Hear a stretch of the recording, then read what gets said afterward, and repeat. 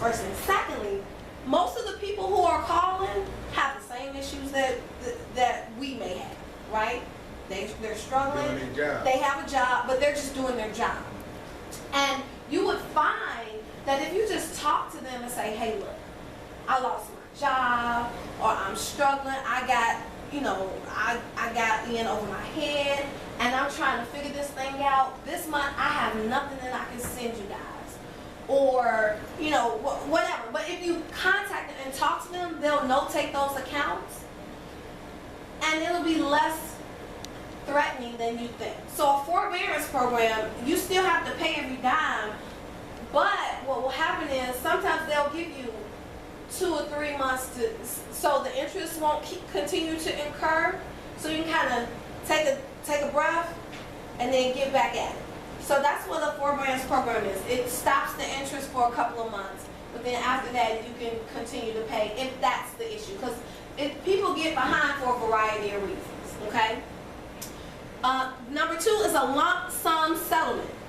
Now, I've always been, it's funny to me when they say, well, you can say, for example, you owe $1,000. They say, well, if you give me $800, we'll settle it. Ma'am, if I had $800, I would have gave it to you. But sometimes things happen, especially during income tax season when you get a lump sum of money. That's a lot of times when we catch up, right? We're like, okay, let me pay this, pay that, put a little bit extra here on there. So if you ever get a lump sum of money, that's also a way where you can contact them and say, hey, look, do you have any type of negotiations that we can do as far as paying, not the whole amount, paying a portion of it off. And when you do it with the lump sum, you may not have to pay the entire amount, okay? And then we also have debt management programs. So when you go through a debt management program, this allows your trusted advisor, because there are tons of companies that do that, to negotiate with the creditors for you on your behalf. Again, sometimes people are like, I just don't want to really deal with that. If you could handle that and it's a reasonable fee, then people are okay with doing that. And a lot of times you can get away with getting, so say for example the bill was $100. That's what you had to pay every month. You're like, look, I can't afford that. Well, I can afford $25 a month. Okay. And they will negotiate that, and that could be your new monthly payment until you get to the point where you can do a little bit more. Does that bring your credit score up when you do that? Well, so first off, once you're behind, that's being denoted on the credit report anyway. So after your 30, 60, 90 days, it really doesn't matter. I mean, it's like bad after the 180 day thing. I think somebody went in there, sir. I'm sorry. No, it's not on our. No, you didn't? Okay, go ahead. Nobody's in there.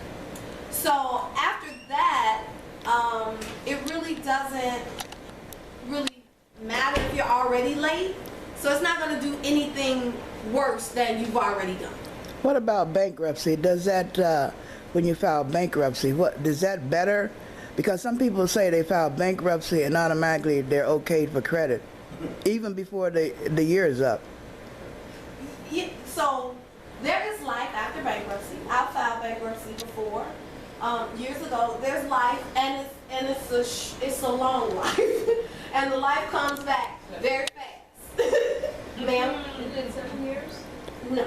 No? So the actual bankruptcy can sit on your credit for 7 years. Most of the time it sits there longer until you get it, until you take it off.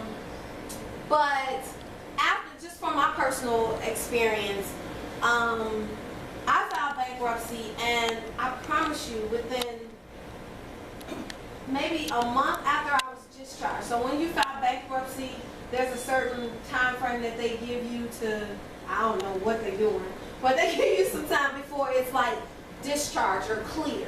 I guess it's going through, I guess, the legal process. And then after that, you're good. I guess you was just on probation for a little bit. I guess that's what they call it. Less than 30 days after that, I was getting credit card offers in the makeup.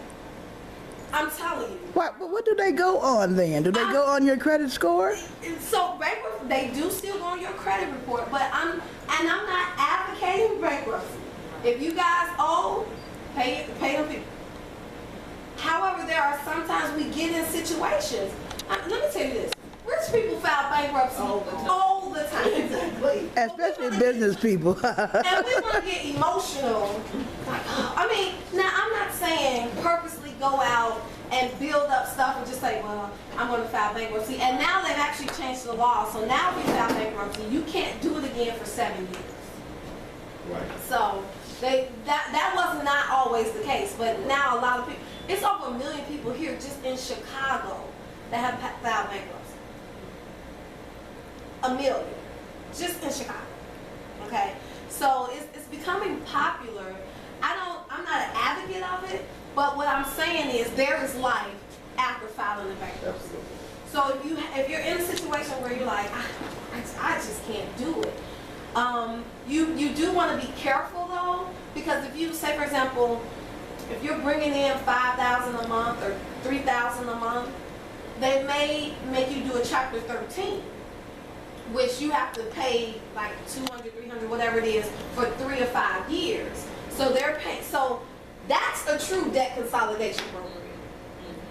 If you wanna go through a debt consolidation, that would be a bankruptcy. But there are a few things that don't come off even when you do a bankruptcy: the parking tickets, the student loans, Child support, and the child support. They're not going nowhere. So if you owe that, you're gonna always owe that. Yes, sir. I was just about to say something about what you just said, but what about like, I'm a union carpenter, so my income fluctuates. You know, it could be a good period, you know, like weather's breaking, like this past winter. You go from here to here, a lot of your stuff is still here, but you just said, you know, mine is child support. That's, you know, I gotta get a print at the top of my credit report. I was trying to get it here when I came. That's the major factor that is affecting my credit score. So, and it's not that I don't pay, because when I'm not working, they still get it out of, you know, unemployment. So how would I go about showing that I'm paying? Because I'm a veteran as well, so I have my certificate of eligibility to get my VA loan. So that's where I'm at right now. So I definitely, you know, afterwards would like to talk to you, because that's what you just said, child. It's not like I want it off, but to show them that it's being paid, it's just that it's behind. Yeah. So what we can do is I can take that offline.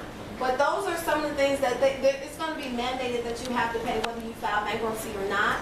But we can talk about. I'm not trying to file bankruptcy. No, yeah. Well, we can talk about how to get that so it won't look negatively on your credit. Okay. He said something. Go ahead. He said he's paying and it's showing that he's not. Talk about that. Yes, sir. So He's paying what? he's paying the child support, but it's still showing negatively. So remember how we said those Experian, TransUnion, those guys are privately held companies? So there's nobody policing them. So whatever the creditors, the state, whatever they send, they just put it on there.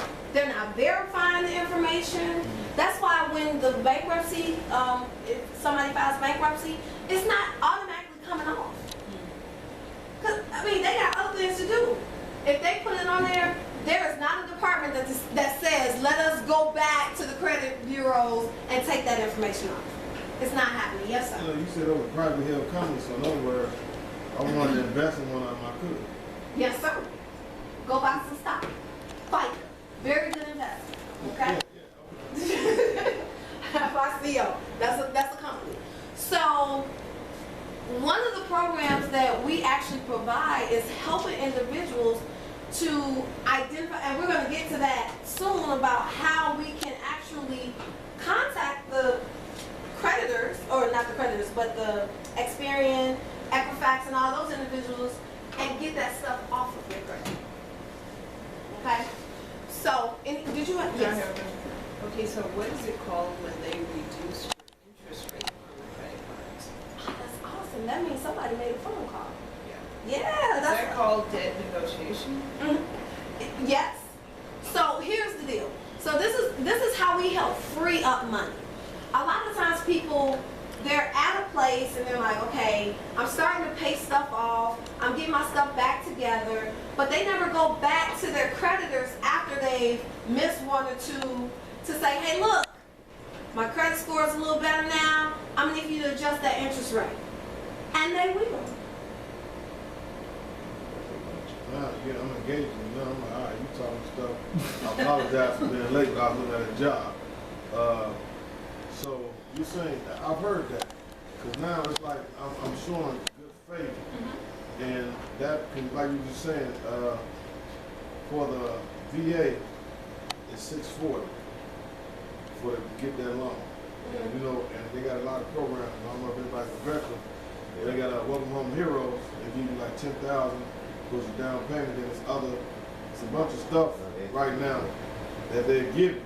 I'm like, I want to try to get this while. Right, but you have to have a 640. Right, yeah. So I'm like, okay, yeah, I'm definitely going So credit score of 640?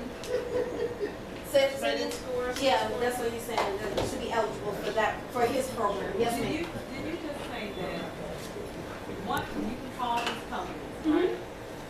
Ask them to lower, start, or pay a lump sum, right? Yes. You have to call them back and have them to remove that credit, remove that, I guess, negative So information. we're talking two different things. Okay. So they will never go back to FICA or the TransUnion. They won't go back to those entities and say, this lady is okay now, take that stuff off. You have to do it yourself, or you can hire somebody to do it for a very, very low fee. Because it's very, very tedious to get it done, but it's possible to get it done. How long does it take when, you start, doing that? For you as a novice or me as a professional? Novice. Or both.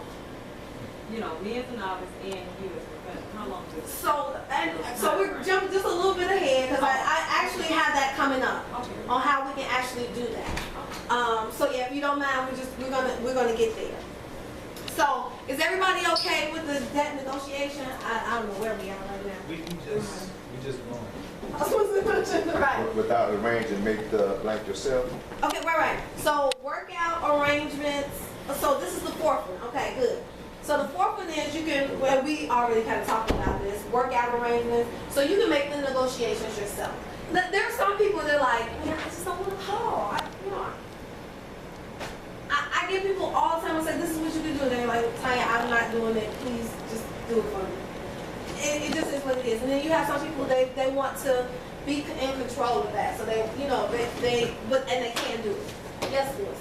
How many people change their own oil? The one? Change your own oil. Oh. Just No, I mean, there was a time everybody changed their own oil. Except So for for they- $20, I go to Jiffy Lube and they change my oil. And it's the same thing. You can do it.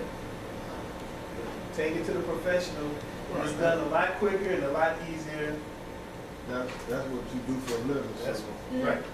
you got a little bit more expertise, and that's like, like I said, I just turned journeyman carpenter. Means now I'm taking jobs. That's what I'm saying. Now I'm not like where I can earn that extra income to take care of things, to pay more bills when things get slow for me with the union job. So that's, And another thing that I found out about the program that I've been working with you the last few weeks is that I had things on my credit report that I had no idea that was on my credit report. And I'm like, where this come from?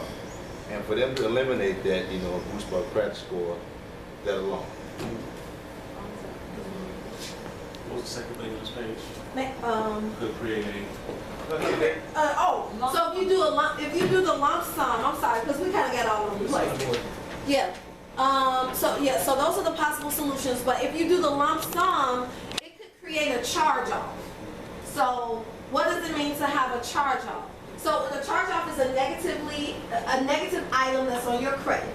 So say for example, we go back to the $1,000 example. You owe $1,000, you got your income taxes, they sent you a letter saying, okay, if you send us $600, we'll forgive the debt. I just got my taxes, let me hit them with the $600. You could do that, you don't have to worry about those calls, but they could, and most likely they will, put that on your credit as a charge-off. And that is still, so now it's on there as late, and now it's on there also as a charge-off. So you just have to be conscious of when we do these negotiations on what can happen. But again, they're putting it on the credit score, but there's life after that because we can get all of that stuff off. Okay? Okay, go to the next one. And then we also can make the negotiations. Now, let's go through that. First off, and we kind of already did it a little bit, just pick up the phone and give them a call. They just want to have a conversation and know what's really going on. Was it fraudulent? Just make the phone call. And if you don't have it, just tell them, hey, look, I don't have it right now. Give me a call back in 30 days. Situation may be different. And they will. Now, you may get, a little loose one from time to time. I'm like, maybe it's just a bad day for them. But, yeah, for the most part, they are open and willing to negotiate it. Okay? Let's go to the next one. So, we can do the drum roll now. Now we're at what everybody really, really wants. We've made some mistakes. We've gotten ourselves into some situations. Now we're back on our feet. We're doing what we need to do. We got the income coming in. Now how can I get all that craziness cleaned up? So unfortunately, our credit score and our credit report is not like an ex-boyfriend or ex-girlfriend. We cannot just, erase their number. We can't just do it like just poof. It's like having a baby. It's just like never really kind of goes away until you deal with it, right? Until they grow and all that stuff. So, credit repair. We're on page 11. Credit repair is actually the process of identifying errors and disputing the information that's in question. Okay? It's also, and we're also monitoring the bureaus to make sure the corrections are made to your report. So like you were saying, sir, you're paying the money, but it's still showing something negative, that's a problem. And unless you get that taken off, and you can't go to them to do it because they're not going to do it. The child support people are not going to do it. We have to go to the bureaus and